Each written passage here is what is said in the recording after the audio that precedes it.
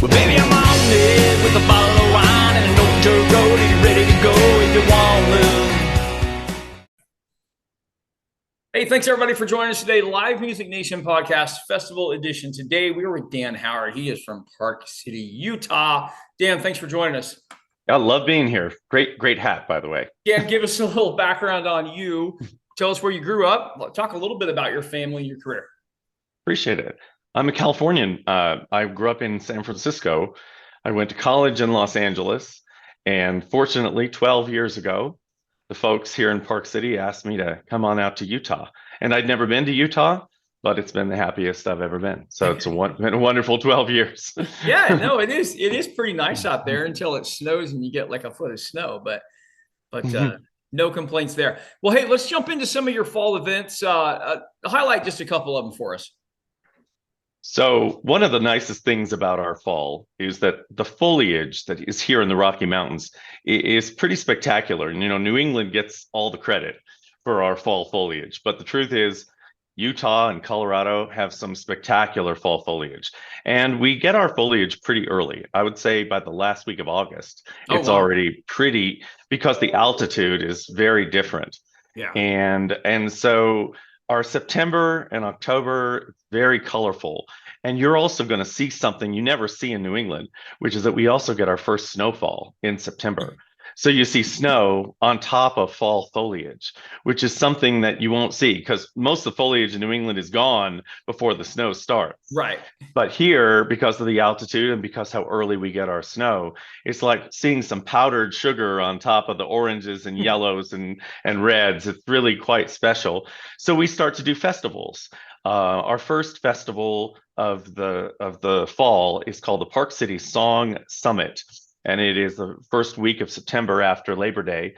And it's really like song labs where you're going to have bands or, songwriters come and talk about how they make their music. And then at nighttime on historic Main Street, you'll have all the concerts and the kind of partying. But during the day, it's kind of educational, and it's definitely for music nerds.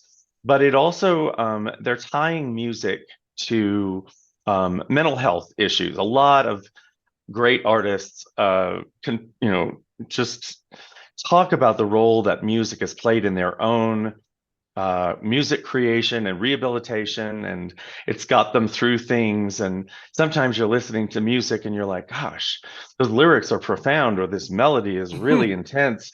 And it's all because it is connected to a deeper journey. And I think this is one of the few music festivals that really kind of acknowledge that link.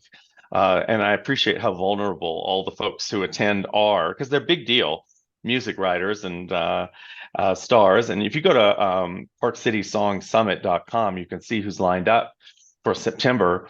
And you can be in these little labs with them as they're talking about their music creation.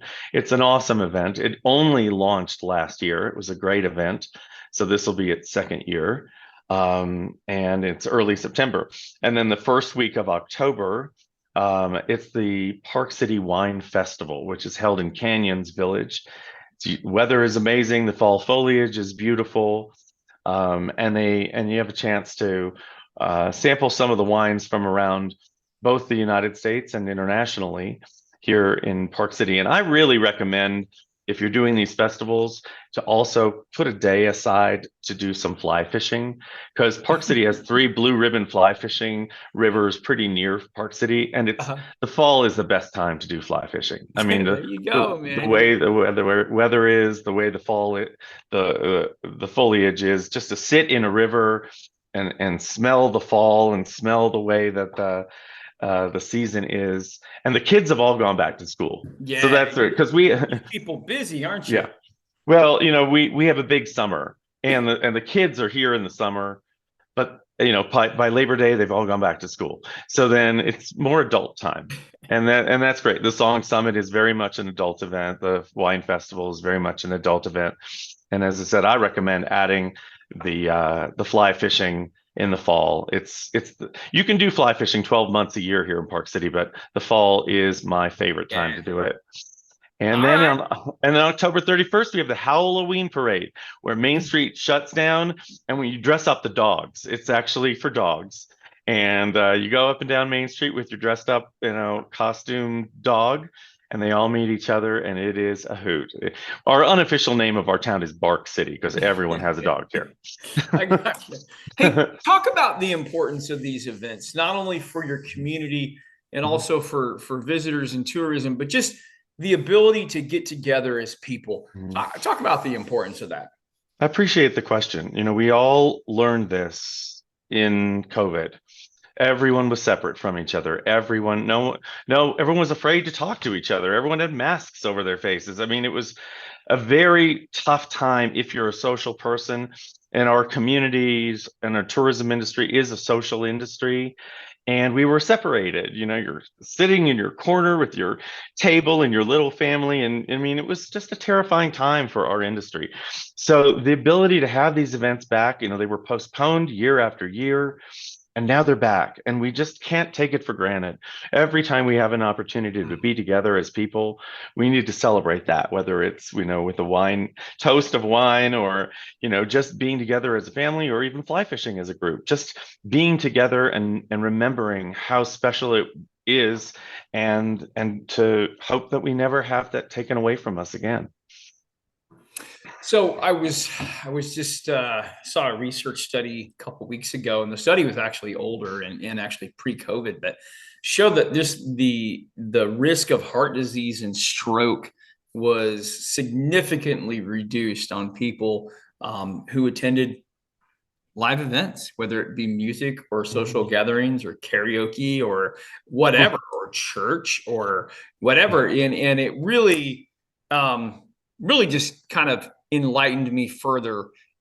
So for people like yourself who produce these events, people like myself who perform at these events, the importance of that goes way beyond anything that is selfish or self-serving. You're actually a healthier person because you're going to these events and you're putting these events on, and so that's really cool. I saw that. Okay, couple fun questions, Dan. I always ask this question because we tour the nation and get to meet a lot of people, but I always like to pick their brain just a little bit. What's the best concert you've ever seen your entire life?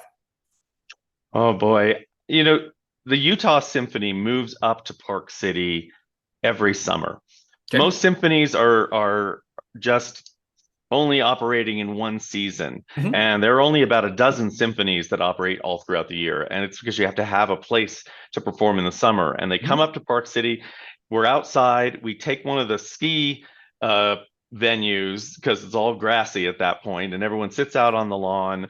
And we bring in, it doesn't, whether they're country singers, classical singers, Broadway singers, major stars, pop rock, and the symphony backs them up. And I will say that last year's symphony, it was the Beach Boys. And I was thinking, I mean, my gosh, how old are they right now? And yet, when they started singing and the symphony backed them up, and the entire 5,000 attendees were singing every song with them, and you Oh realize yeah. how many Boys songs you know, Yeah. and it was a community event at the end of the day, and they sounded amazing, and the Utah Symphony was amazing, and the sun was setting, and we were all outside, and I thought, this is heaven on earth right now. No, that's perfect. Okay, dead or alive, you could see one musical act. Who would you see? One musical act, dead or alive. Well, when I went to college, Guster was coming out of, they were in kind of a garage band in Boston where I was in school, and I loved Guster before anyone had heard of them. And so I kind of followed them around. So I would say wherever they are, that's where I want to be. All right, perfect, perfect. I've been a little selfish with my questions today, Dan. This is the segment of the show you get to ask me a question. What would you ask me? Um, Tell me about part of the country that you went to that surprised you and why. Northern New York.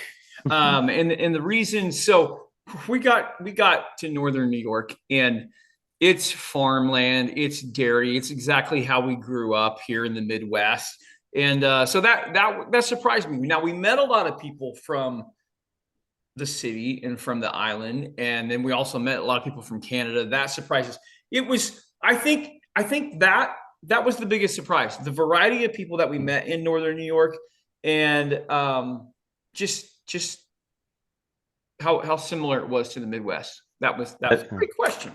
I love that question, Dan. Yeah, and people in Buffalo kind of sound like they're from the Midwest. And we were even further east than that. So yeah, for sure. Dan, how do people find out more about what's going on there with you guys at Park City?